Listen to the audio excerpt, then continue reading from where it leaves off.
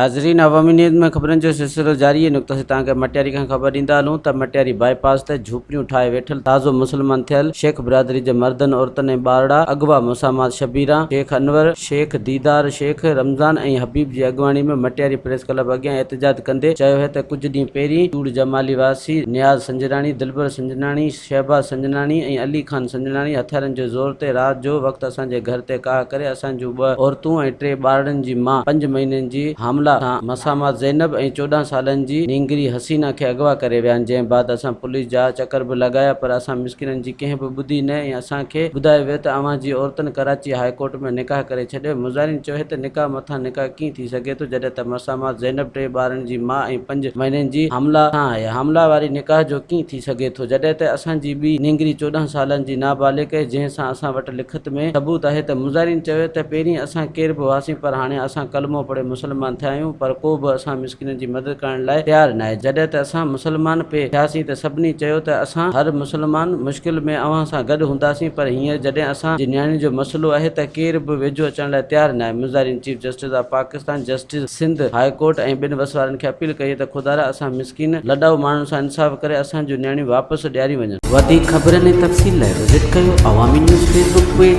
YouTube page ऐं अवामी news website.